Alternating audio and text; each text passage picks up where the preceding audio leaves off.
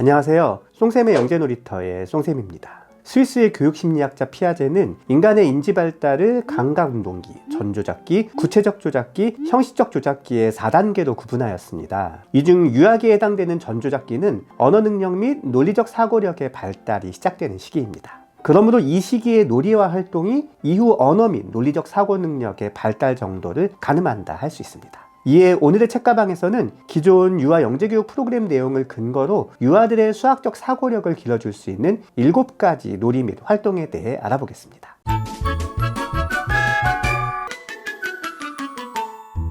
유아의 수학적 사고력을 높이기 위한 놀이 및 활동 탑7. 첫 번째는 패턴 인식 놀이입니다. 다양한 색상과 모양의 블럭, 구슬, 타일, 종이 등을 규칙에 따라 나열하는 활동이 여기에 해당됩니다. 집에 새 큐브 블럭이 있다면 일정한 색깔, 예를 들어 빨강, 파랑, 초록과 같은 순서로 배열하는 것을 보여주세요. 그리고 규칙에 따라 계속 있도록 하는 활동 등을 해보면 좋습니다. 색깔이라는 하나의 기준이 아닌 색깔과 개수라는 2개의 기준을 넣으면 더 복잡한 규칙을 만들 수도 있습니다. 빨강 1개, 파랑 2개, 초록 3개와 같은 규칙이 되겠죠? 이러한 패턴 인식을 통해 유아의 논리적 사고력 및 수학적 문제 해결력이 향상될 수 있습니다. 두 번째는 탱그램이나 패턴 블럭과 같은 평면도형 퍼즐 놀이입니다. 다양한 모양과 색깔, 형태를 가진 평면도형을 가지고 여러 가지 모양을 만드는 활동이 여기에 해당됩니다. 이 경우 주의할 점이 한 가지 있는데요. 샘플과 똑같이 만들기와 자유롭게 만들기 중 오히려 샘플과 똑같이 만드는 것이 더 어려운 활동이라는 것입니다. 우리는 흔히 자유롭게 만드는 활동에서 창의성이 발현된다고 생각합니다. 일정 부분 맞는 말이기도 하지요.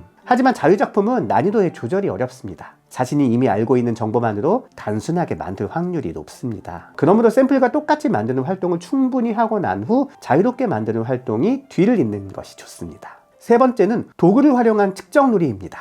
자나 저울, 계량컵 등을 활용하여 길이, 무게, 부피 등을 측정하는 활동이 여기에 해당됩니다.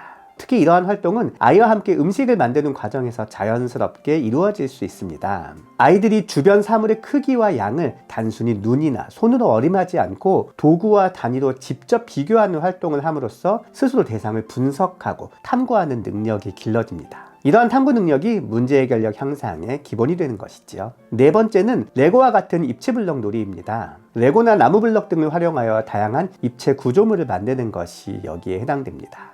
입체 구조물 만들기는 균형, 대칭, 공간 구성과 같은 수학적 기능을 익히기에 매우 적합한 활동입니다.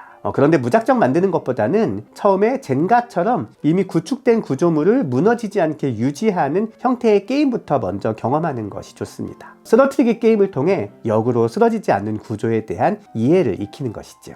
그리고 피스의 종류가 적은 단순한 것부터 점점 피스가 많아 복잡한 것 순으로 진행하는 것이 좋습니다. 다섯 번째는 주사위 기반 보드게임입니다. 뱀주사위 놀이와 같은 추억의 게임과 같은 것이 여기에 해당됩니다. 주사위를 굴려 앞뒤로 움직이는 형태의 게임들은 게임 자체의 재미도 있지만 자신의 말을 움직이는 과정에서 숫자 세기, 더하기, 빼기와 같은 연산 기능을 사용합니다. 막연하게 사물의 수를 세어보게 하는 활동에 비해 훨씬 아이들의 흥미를 자극할 수 있습니다. 특히 논리적 사고와 결합된 주사위 기반의 보드게임들은 2마리 토끼를 모두 잡을 수 있으므로 더 좋겠죠? 여섯 번째는 도미노 게임입니다. 도미노 하면 작은 나무나 플라스틱 조각을 길게 세워놓고 줄줄이 쓰러뜨리는 놀이만 생각하시기 쉬운데요. 원래 도미노는 2개의 정사각형에 주사위처럼 서로 다른 눈이 붙어있는 형태입니다. 이것을 같은 수끼리 연결하는 놀이가 도미노 놀이의 시초였지요.